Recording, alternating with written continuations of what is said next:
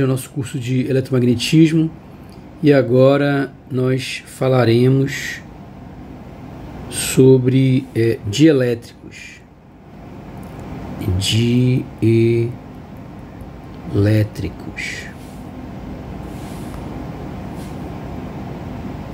Então, o que nós temos? Então a primeira coisa que nós vamos falar é sobre campo de deslocamento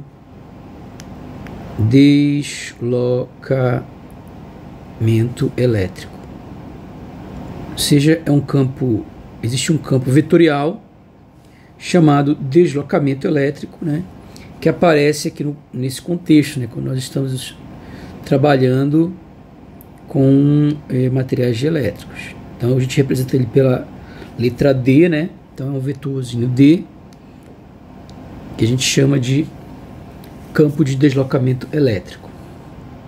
Ok, nós temos que... O que são os dielétricos? Então nós já vimos, né, que os dielétricos são materiais que podem ser polarizados.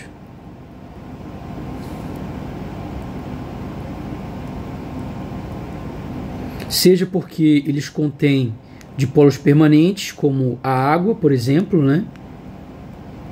Ou porque eles apresentam dipolos induzidos a partir da aplicação de um campo elétrico externo. E aí esses dipolos todos se alinham e a soma de todos esses dipolos, alinhada a soma de todo o momento dipolar resultante, né, é o que a gente chama de polarização. Aliás, o momento dipolar resultante pelo volume, né, a gente chama de polarização. A polarização é o momento dipolar por unidade de volume. Você tem um momento dipolar resultante, que é a polarização total, que é a soma de todos esses dipolos, né? E a gente tem uma polarização que na verdade é a densidade de momento dipolar com relação ao volume. Ok, tá? Não confundir as coisas, né? E aí a gente tem então a gente tem elétrons ligados, né? E núcleos dos átomos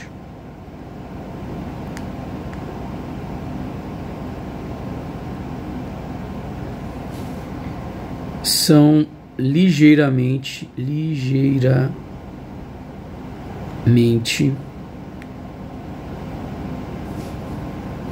deslocados na presença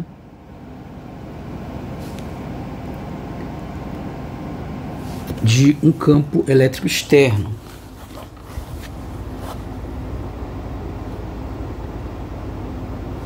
A gente já viu isso, né?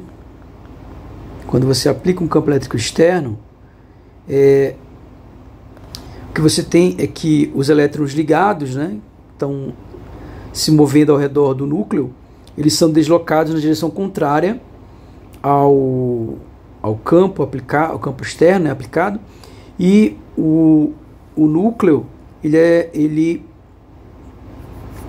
é deslocado ligeiramente na direção contrária. Então cria um dipolo, né? Lembra que existe um momento dipolar, cria um polo negativo e um polo positivo. Então eu crio um momento dipolar, né? Seja uma coisa assim, né? Ele cria, quando você aplica um campo elétrico, o efeito desse campo elétrico é exatamente fazer isso daí, né? É deslocar os elétrons, deslocar o núcleo. E aí você passa a ter um dipolo, né? Então aqui, associado a isso aqui, eu tenho um momento dipolar. Então você cria um momento dipolar, o campo elétrico ele cria um momento dipolar.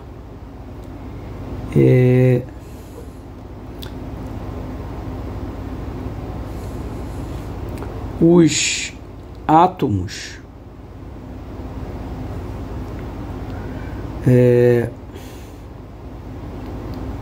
se comportam como se comportam ou tornam-se, né? Tornam-se dipolos pontuais, né? Então cada átomo aqui vira um dipolozinho, né? Caracterizado por um certo momento dipolar, os quais se alinham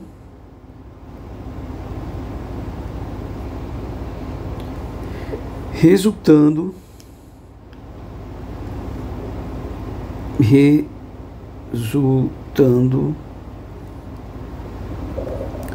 no momento dipolar macroscópico, né? Isso aqui tudo isso que a gente já viu, né? Já falou sobre isso. Então, se eu tenho um certo material, e aí nesse material a gente viu que cada átomo vai ser um dipolozinho, né? Se eu não tenho nenhum campo elétrico aplicado, eles apresentam uma orientação completamente aleatória, né?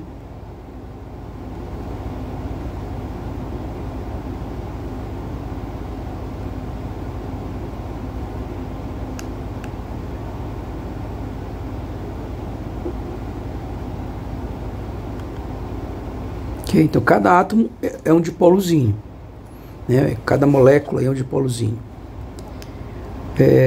E aí, né? Ou seja, cada partícula fica melhor, né? Porque pode ser um átomo, pode ser uma molécula, né? Mas tudo bem, deu para entender.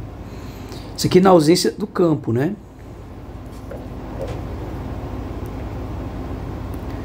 Aí o que vai acontecer quando eu aplicar um campo, né? Então tá aqui o material.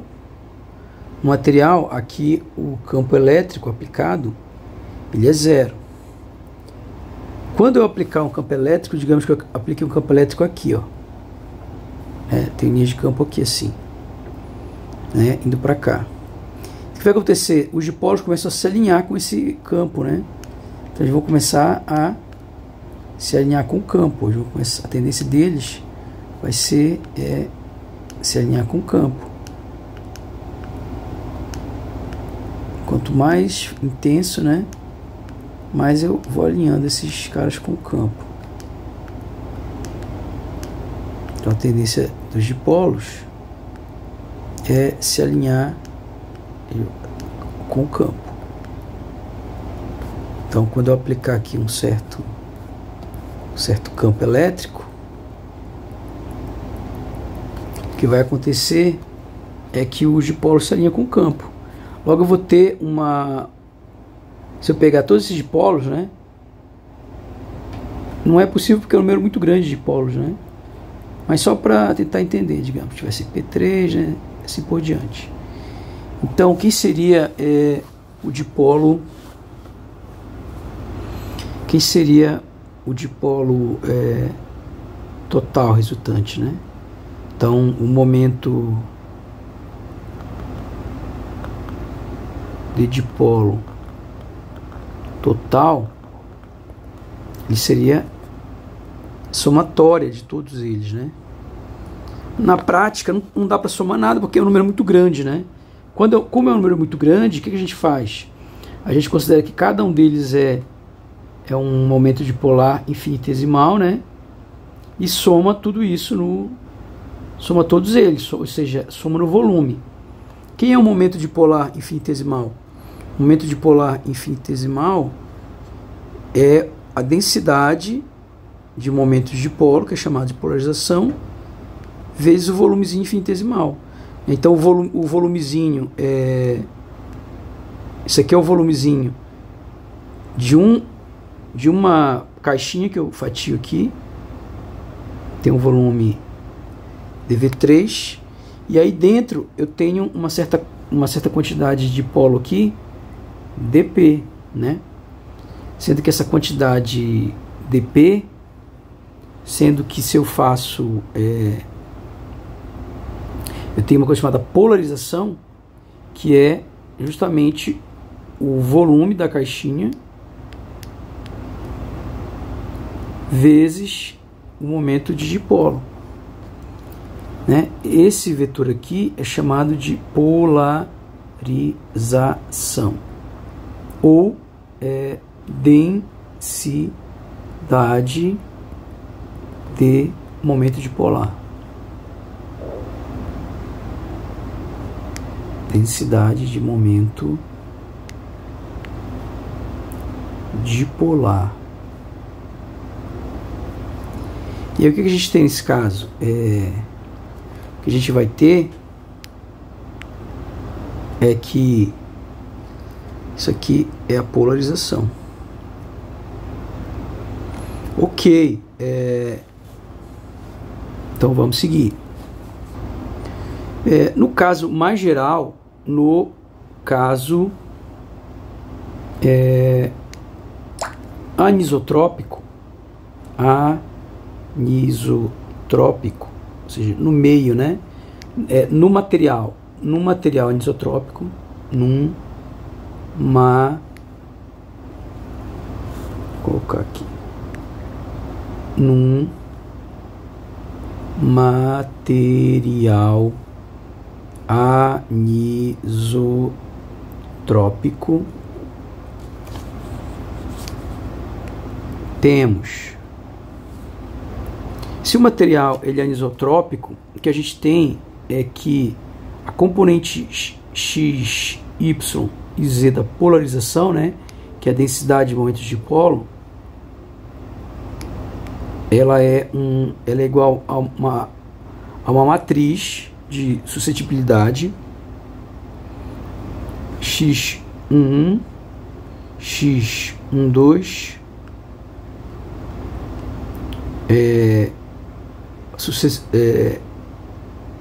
x, né? 3 e assim por diante. 2,1, 2,2, 2,3, 3,1, 3,2, 3,3. E aí a gente tem vezes a componente x, y, z do campo. Então isso aqui é a suscetibilidade, né? E isso daqui na verdade é o tensor suscetibilidade elétrica. A gente pode escrever isso também assim, né? PI é igual a XIJ J, né? Onde o I varia de 1 até 3 e J varia de 1 até 3, né? Então, isso aqui é, no caso, anisotrópico, né? No caso isotrópico, num material isotrópico, eu tenho que P é igual a um escalar, né? Vezes escalar, ou seja, um número real, né?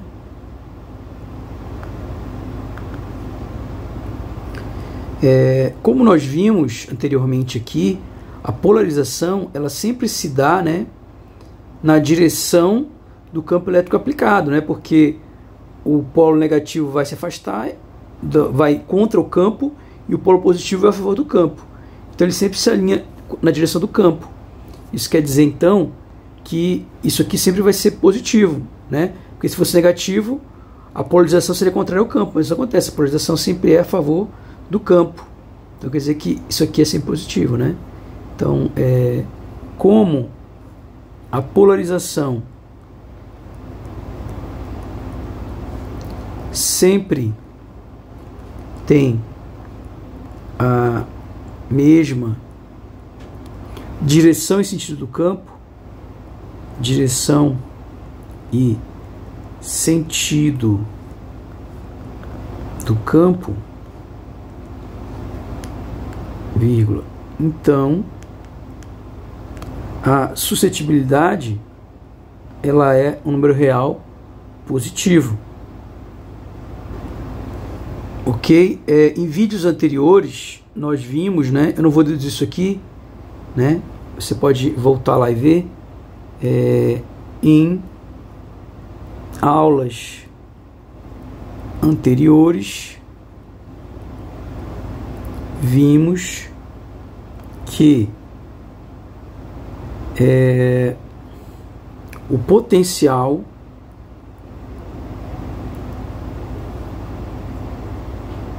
produzido por um material dielétrico polarizado é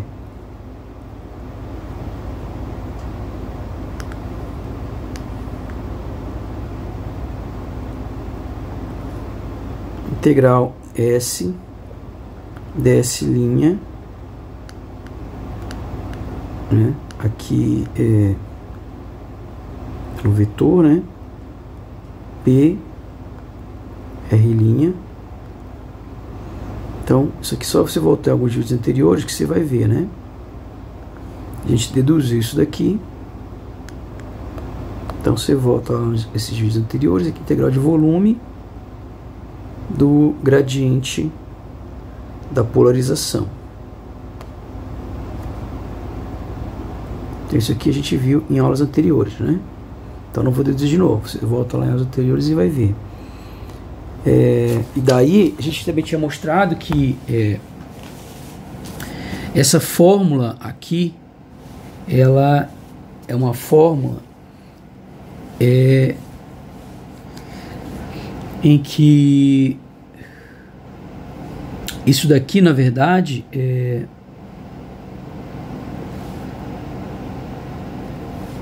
eu posso, na verdade, reescrever isso aqui, colocar S aqui, em vez de escrever o ds assim, fica melhor escrever o ds' N, né? Já viu essa forma de escrever também, ok? E aí, o que essa fórmula é? É a fórmula do potencial, fórmula geral do potencial, né? A fórmula do potencial é assim, ó. Que ela quando não tem... Qual é o potencial quando eu não tenho... quando eu não tenho... Ai, meu Deus. Quando eu não tenho condutores, né? Quando eu não tenho condições de contorno. Era a fórmula geral essa aqui, né? Ok? Aqui era o que? Uma densidade superficial, né? E quando... Ou poderia ser um volume, né? Aí no caso era uma integral de volume. Já falei derivada de volume. Integral de volume. Ok? Eu não fico olhando o vídeo, mas eu devo, às vezes, quando falar alguma coisa, né? Você tem que prestar atenção no contexto, né? Porque todo professor, os professores vão ver isso, né? A gente acaba pensando uma palavra e falando outra, ok? Mas a fórmula é essa aqui do potencial. E o que a gente viu foi isso, né? Que a gente pode escrever a fórmula em termos de superfície ou em termos de volume. E aqui entrava a densidade, né? Ok? Ou densidade superficial ou densidade volumétrica. Comparando com aquela fórmula lá, o que a gente conclui?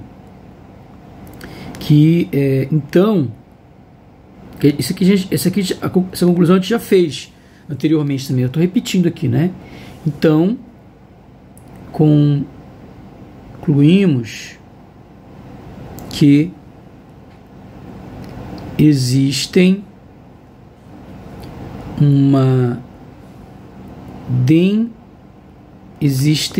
densidades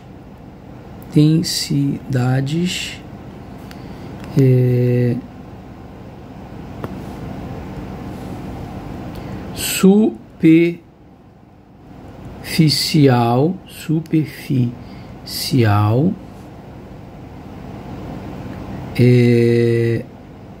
de cargas ligadas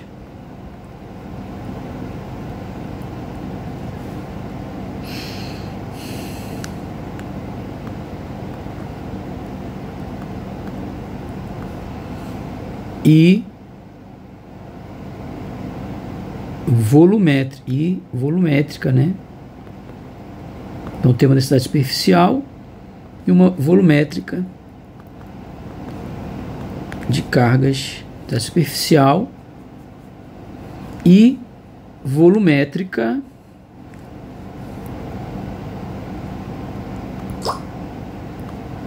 comparando com as das fórmulas, eu tiro isso aqui, né?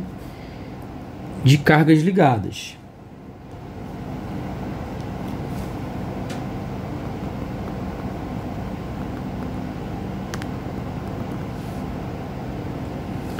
Lembrando que essas cargas ligadas também podem ser chamadas de cargas de polarização, né? Então vamos analisar primeiro o caso da polarização uniforme. No caso de polarização uniforme, o que ocorre? Então, na polarização uniforme, eu tenho aqui um certo material. O que é a polarização uniforme? É quando o campo elétrico é um campo elétrico constante, né? E aí, nessa superfície aqui, ela tem uma superfície, né? Digamos que uma região aí, um paralelepípedo. Ok? E o que nós teremos aí?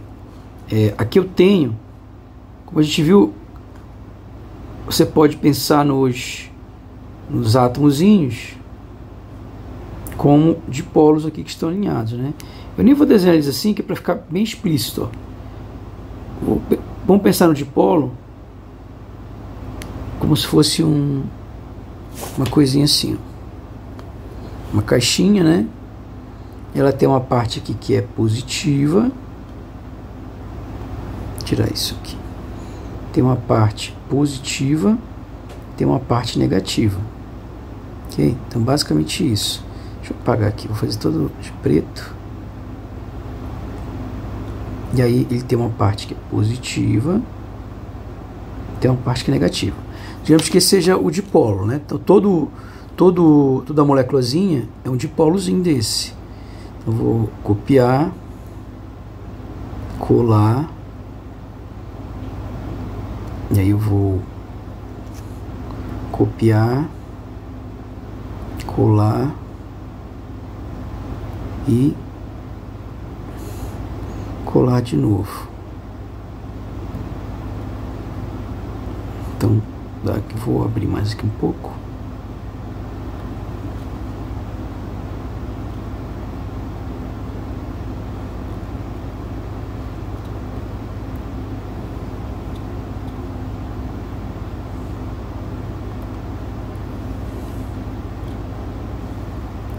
Copiar, colar.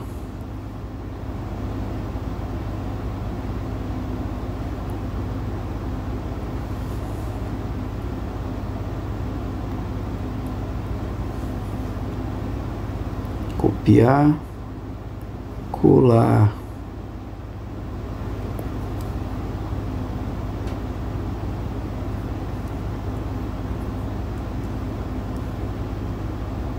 Colar.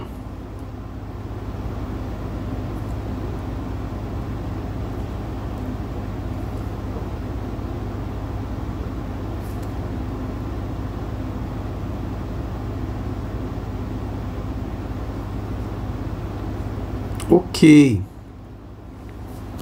Então isso que a gente tem, né? Obviamente, o que acontece nisso aqui? Todas essas cargas que são internas aqui, elas se cancelam, né? Na verdade, todas as cargas se cancelam, né? Porque essas cargas daqui vão cancelar com essas cargas daqui. Só que para todos os efeitos, o que aconteceu? Essas cargas se cancelam e fica uma carga positiva aqui e uma carga negativa aqui. Sendo que a carga total é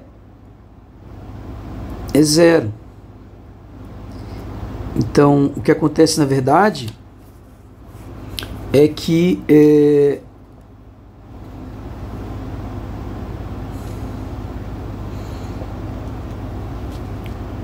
a a gente pode pensar nisso aqui, ó.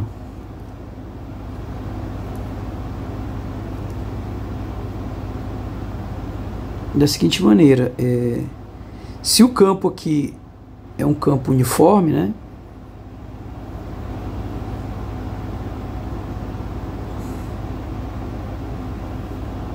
Campo elétrico que passa tudo aqui, né? Tem um campo elétrico. E esse campo elétrico é um campo elétrico constante, né?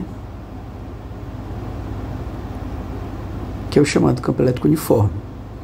Então, nesse caso, a parte de dentro, todas as cargas que estão na parte aqui de dentro, obviamente que elas se cancelam, né?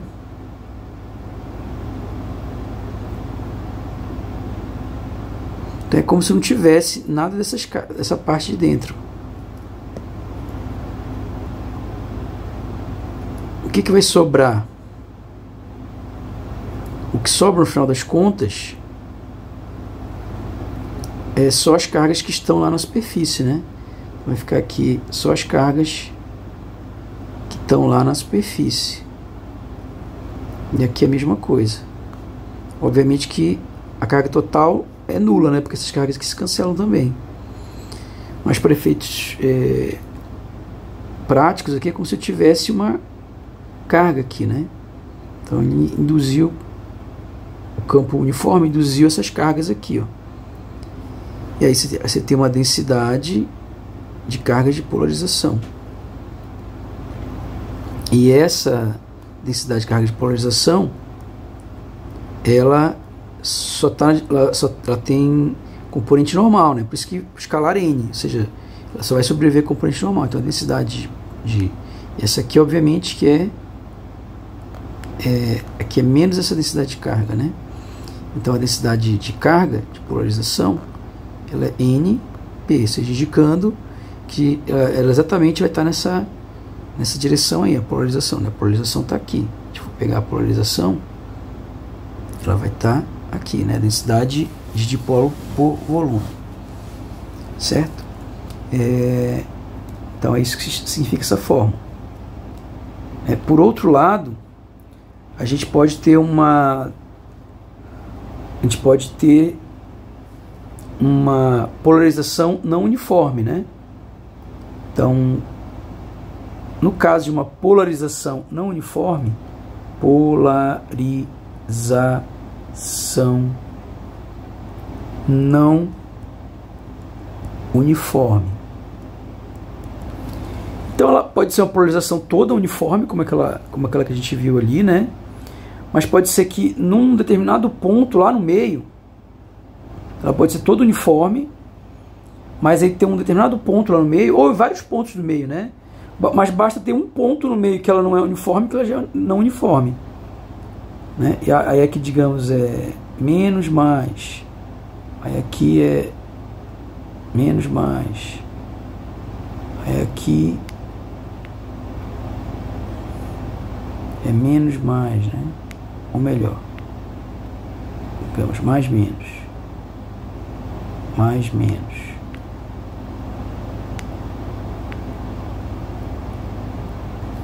Nesse caso aí, a gente diz que nesse ponto aqui, a gente vai ter mas tem que ser um ponto, na vizinhança dele a gente tem esse monte de dipolo, né? Então, a divergência da polarização aqui é negativa, ok? Agora, se eu tiver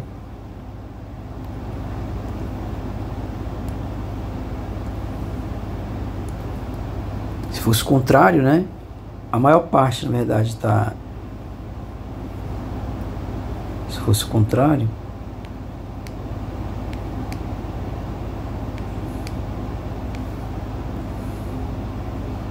digamos, menos mais, menos mais, menos mais, menos mais. O que a gente vai ter nesse caso? Isso aqui daria positivo, né? Porque os dipolos estão apontando para fora, né? Aqui os dipolos estão apontando para dentro, né? Então o momento dipolar está para dentro, né? E aqui os momentos dipolares estão para fora.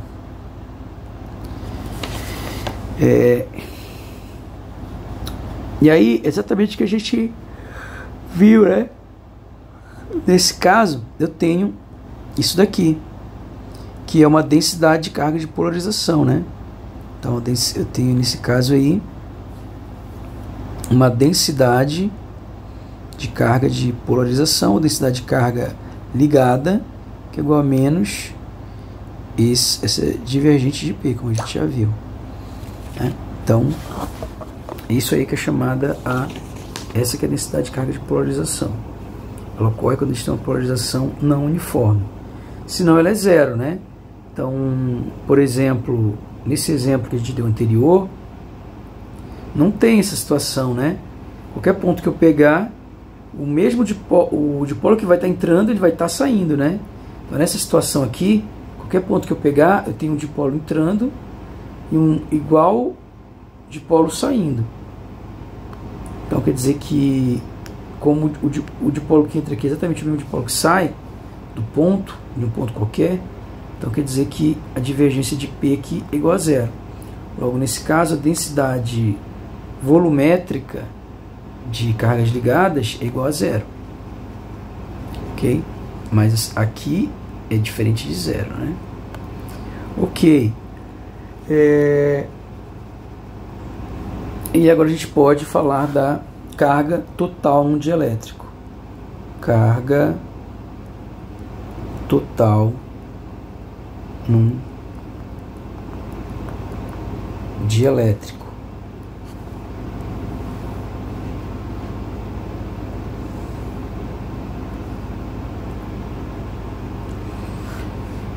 E aí a gente tem o seguinte, então a carga total, eu vou chamar aqui de QP, carga total, né? Ela é a soma das contribuições de sigma P e ρ P, né? Ou seja, quando eu somo todas as contribuições, tanto da densidade superficial de carga ligada quanto da densidade volumétrica de carga ligada, a gente tem a carga total no dielétrico. Então, a carga total, então, a carga total, ela é integral, né, de volume. Vou fazer uma integral de volume da densidade de carga ligada mais a integral de superfície da densidade superficial de carga ligada. Só que a gente viu que o quê? A gente viu que essa densidade aqui, ela é menos, isso daqui é menos eu vou dividir aqui, ó, menos o divergente da polarização. Então aqui vai dar menos, aqui integral de volume, o divergente da polarização. E o outro vai ser igual a integral N escalar P, né? Isso aqui é N escalar a polarização. Ok. Quem vai ser, então, a carga de polarização, carga ligada? Vai ser menos. Bom, aqui eu posso usar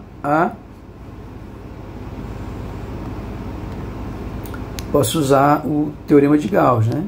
Então, pelo teorema de Gauss, o teorema da divergência, o que a gente tem? A divergência integral de volume, ela pode ser escrita como o quê? Como uma integral de superfície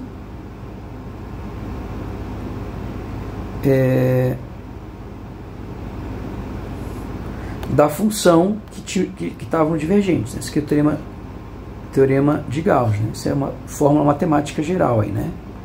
Não é física, isso é matemática. Logo, aqui vai ser o que de P? Vai ser menos integral de superfície de dsn escalar P mais integral de superfície de dsn escalar P, que é igual a zero, né? Ou seja, a soma das contribuições, a carga total no dielétrico sempre vai ser igual a zero, obviamente, porque o dielétrico, lembra que o dielétrico ele no momento que eu aplicar o campo, ele só vai orientar os dipolos, como a gente viu, né? Então, como a gente viu, quando eu aplico o campo elétrico, ele apenas orienta os dipolos, mas a carga total, como a gente falou aqui no começo, ela se anula, né? Essa carga aqui mais essa carga aqui vai dar zero. Então, a carga total, ela se soma com todas as contribuições, né? Aqui dentro a gente já viu que dá zero. E aqui da superfície vai ser essa, mais essa aqui, que vai dar zero também, né? Então, exatamente isso aí está correto, né? Ok?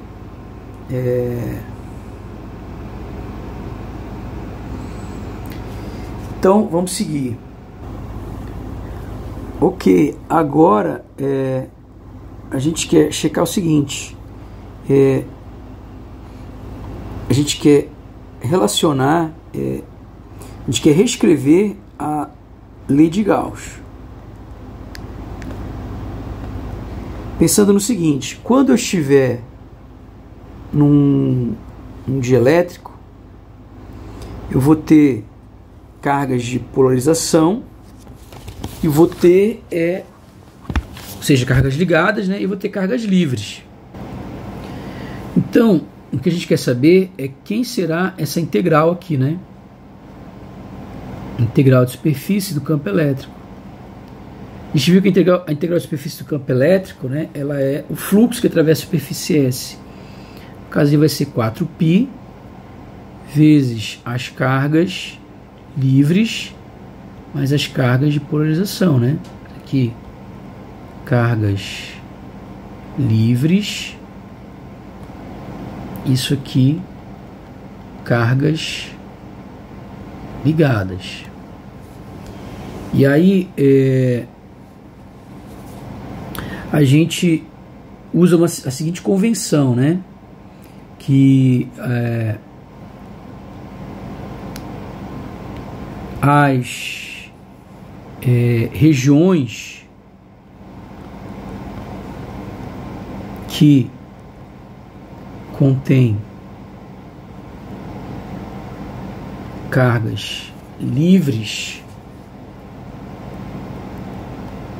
são disjuntas das que contém cargas ligadas. Então é uma coisa meio óbvia, né? Cada um ocupa a sua posição, né? Então tem um ponto ali que eu tenho carga livre e tem um outro ponto onde eu tenho uma carga ligada. Ou dito de outra maneira, né? Em outras palavras, então eu uso essa convenção aqui, né? Em outras palavras, cada carga livre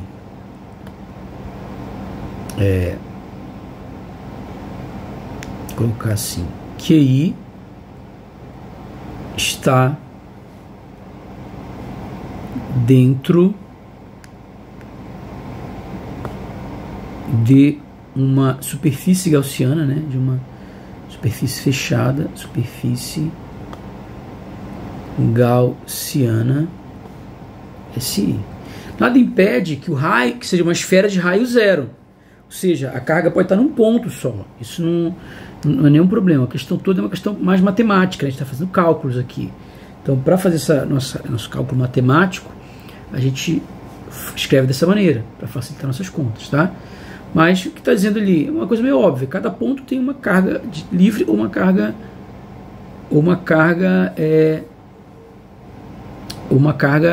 ligada.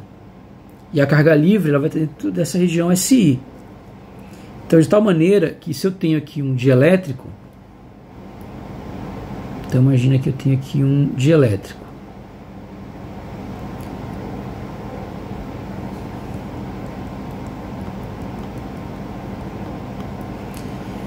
E aí eu seleciono um certo volume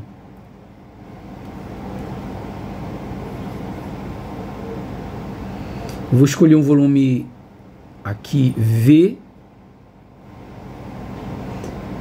dentro de uma superfície gaussiana S, e aí eu vou calcular as cargas de polarização e as cargas ligadas nessa superfície. Então, cada vez que eu tiver uma carga de polarização, né? Bom, então eu vou ter carga de polarização. Tem os dipolos aqui, né? Deixa eu de dipolozinho. Então, obviamente que eu vou ter minhas cargas de polarização. Só que eu também tenho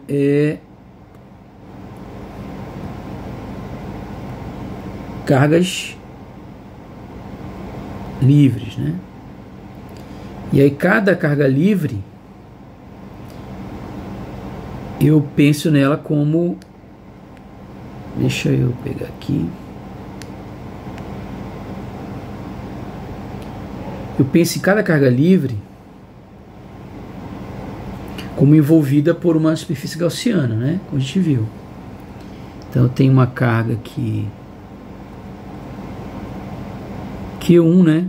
Uma superfície S1, uma carga Q2 dentro de uma superfície S2, uma carga Q3 dentro de uma superfície S3. Vou colocar Qzão. Qzão 2, Qzão 1, Qzão 3. Ok. Então a gente vai ter o seguinte, a carga de polarização, ela vai ser integral de volume nessa superfície S aqui, que está dentro aí de um dielétrico.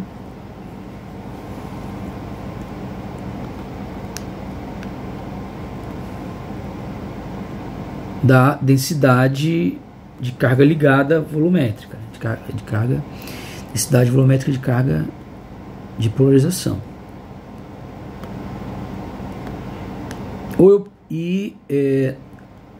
Para a superfície,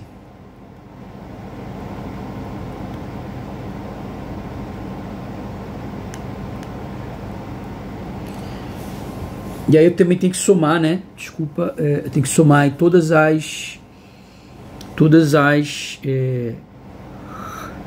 cargas de polarização nessas superfícies, né? Aí internas, né? S1, S2, S3, ok? Então eu vou ter que a carga de polarização, isso aqui é a carga de polarização que está dentro da superfície S, né? Então toda vez que eu tiver uma superfície, eu tenho que calcular isso aqui. E aqui dentro eu tenho superfícies, né? Tem várias superfícies. Tanto que eu vou até mudar o nome aqui, que é N. Bom, eu vou trazer isso aqui para baixo. E vou colocar assim, ó. A carga ligada envolvida por S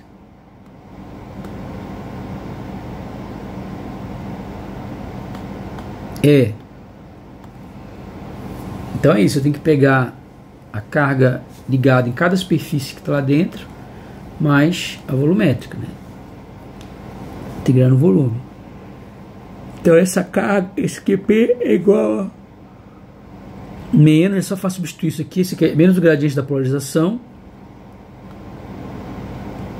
desculpa, o divergente da polarização,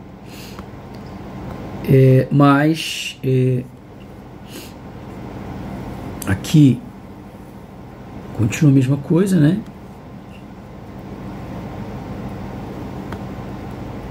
Na verdade, eu coloco o valor, né, que é N escalar P, e aí a gente vai virar a integral de superfície da polarização.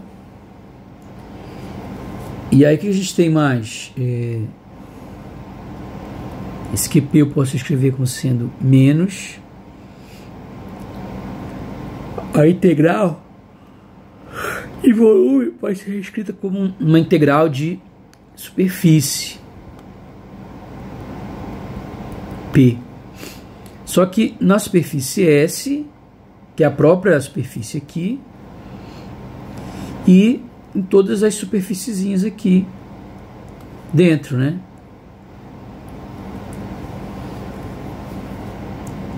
Ou seja, estou considerando todos os pontos aí, né? Isso aqui são os pontos interiores, né?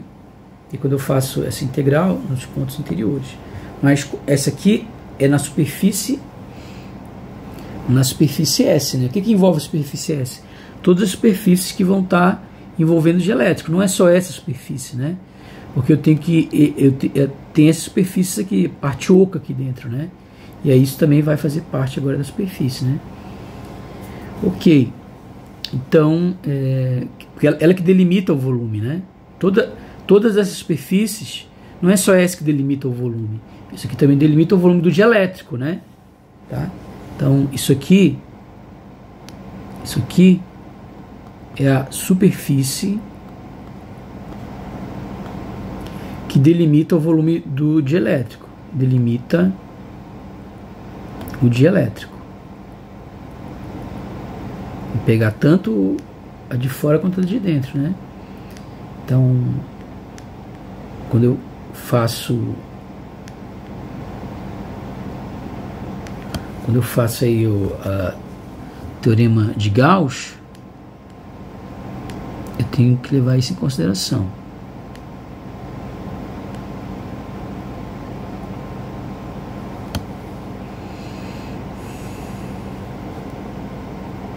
Em somatório em SI de ds escalar P. Obviamente que isso aqui eu posso dividir em duas partes, né?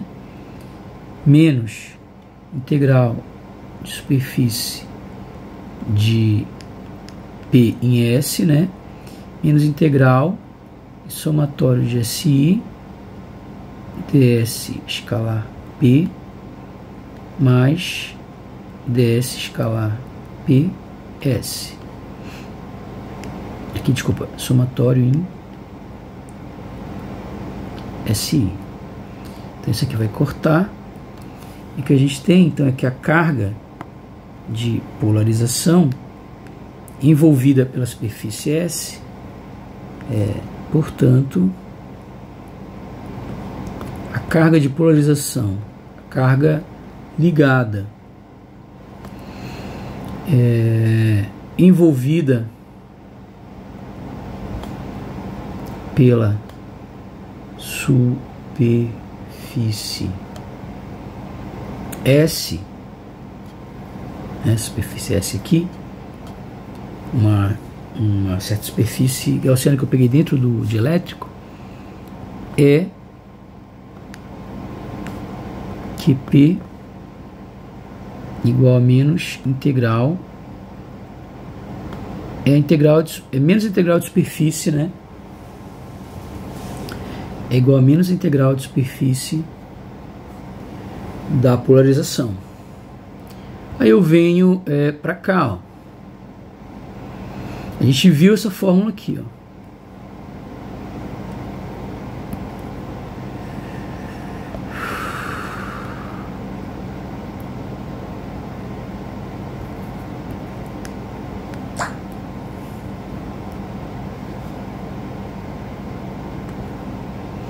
Então vamos lá.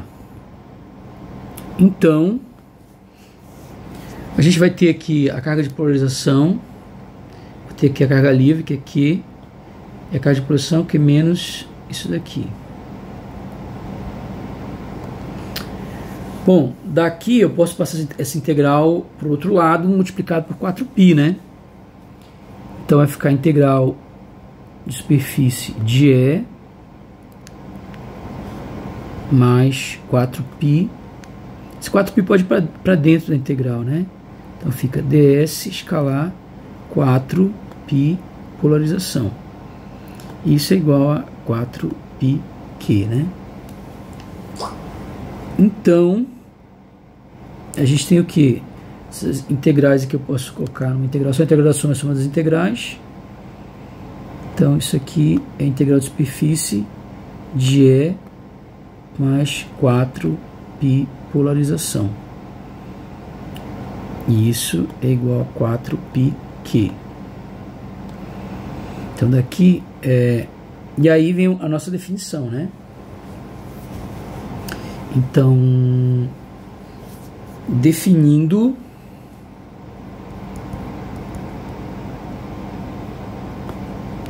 o vetor deslocamento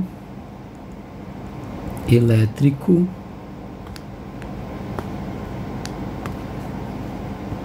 D é igual a o campo elétrico mais 4πp. Essa definição aqui é a definição no CGS, tá?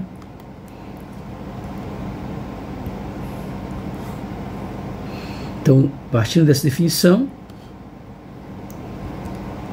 temos que a integral de superfície, né, percebe que isso aqui é exatamente isso daqui.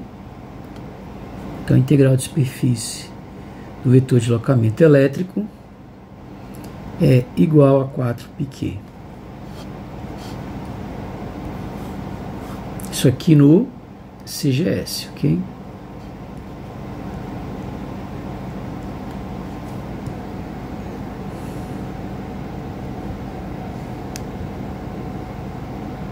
Eu vou apagar isso aqui, ok?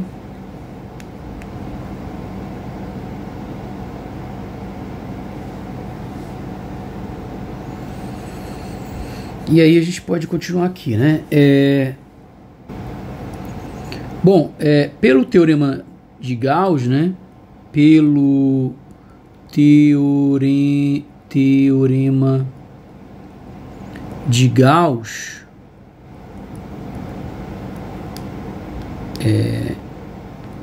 temos que... O que a gente tem pelo teorema de Gauss? Isso daqui. Copiar. Colar aqui. Pelo teorema de Gauss,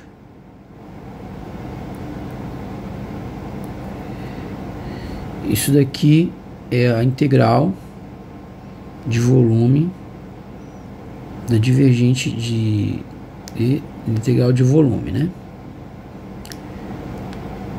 Ok.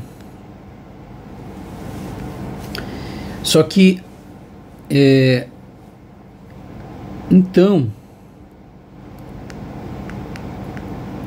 eu vou copiar de novo a fórmula, né? Então aqui colar a fórmula. Então aqui, quem é isso aqui então? A gente acabou de ver, né? Isso aqui eu tiro e substituo pela integral de volume do divergente.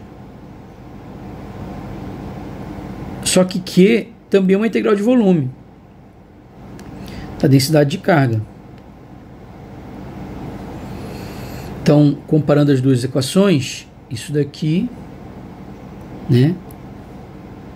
Isso daqui vezes isso daqui é exatamente igual a isso aqui, ó, comparando as duas equações, né? Logo, a gente tem que o divergente de D, ou a divergência de D, é igual a 4πρ, que é exatamente a forma diferencial da lei de Gauss, né? Então é lei de Gauss diferencial no CGS, lei de Gauss diferencial no CGS. Ok? E como nós vimos, né?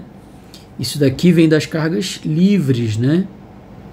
Isso significa, então, que isso daqui na fórmula é a densidade de cargas livres.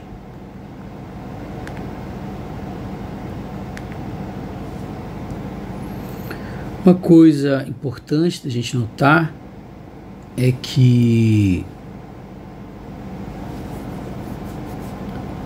D não é necessariamente conservativo. Isto é, em geral, ou seja, eventualmente pode ser que ele seja conservativo, né? Mas em geral, o rotacional de D é diferente de zero, pois o rotacional de D vai ser igual ao rotacional de Q? E mais 4πp. E isso, então, vou ter que o rotacional de D é o rotacional de E. Esse aqui vai dar zero, né? Então, esse aqui é igual a zero. Só que vezes 4π, o rotacional de P. E o rotacional de P, ele, em geral, é diferente de zero, tá? Então, não é igual a zero. Então, quer dizer que isso aqui, de maneira geral, é diferente de zero. Pode ser que, eventualmente, né, nada impede dele ser zero, mas ele não é identicamente nulo, ok? Se ele não é identicamente nulo, então não é conservativo. Conservativo é quando é identicamente nulo, é sempre igual a zero, né?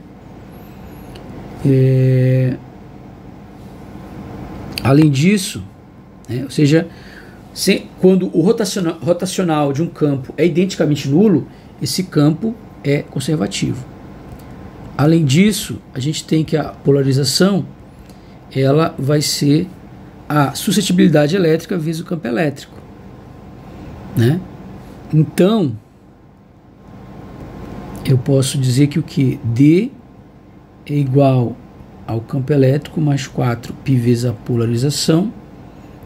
Então, isso vai ser igual a campo elétrico mais 4π. Só que a polarização é o que? Ela é suscetibilidade vezes o campo elétrico. Então, posso reescrever ainda que o vetor de deslocamento elétrico é 1 mais 4π. 1 mais 4π vezes a suscetibilidade vezes o campo elétrico. E isso daqui, a suscetibilidade, ela vai ser igual a permissividade, né? Ou a constante de elétrica. Então, isso aqui é a permissividade elétrica, né? Ou a constante de elétrica. Se for no SI, a permissividade elétrica não é a mesma coisa que a constante de elétrica, né? Porque aqui é porque o ε0 é igual a 1. Então, eles são sinônimos, mas no CGS, aliás, é 1 sobre... mas o que é importante é que aqui pode ser usado como sinônimo, né? Porque aqui o ε0 nessa fórmula virou 1 aí, né? Tá? Mas isso aqui não vale no sistema, no SI, não existe não são equivalentes, né? Ok? Então é isso, D é igual a εE. E além disso, a gente tem o seguinte, mais na frente a gente vai ver algumas conversões de unidades, a gente vai falar mais um pouco sobre unidade, que a gente falou pouco, né? Você vê que não é um negócio meio complicado na hora de converter, né? Mas basicamente a ideia é essa, a permissividade elétrica é a constante de elétrica no CGS. Quando vai para si, não é a mesma coisa. Pronto, isso que você precisa saber. Em geral, o divergente do campo elétrico, ele é diferente de 4π epsilon ρ, né? Por quê? Porque esse epsilon eu posso ter uma região não homogênea, né? Exemplo aqui, ó.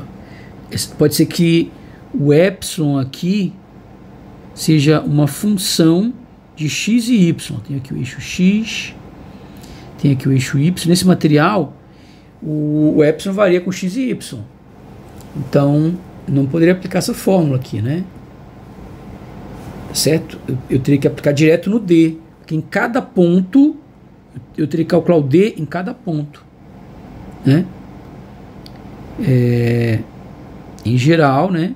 Ou seja, quando eu tenho meios não homogêneos,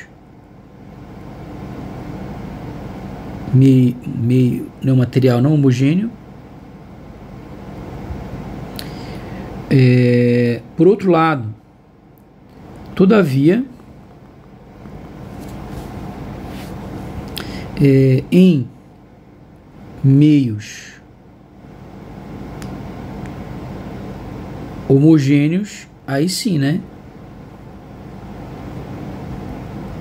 Aí eu posso simplesmente pegar, dizer que a rotação do campo elétrico igual a 4π sobre εo, né?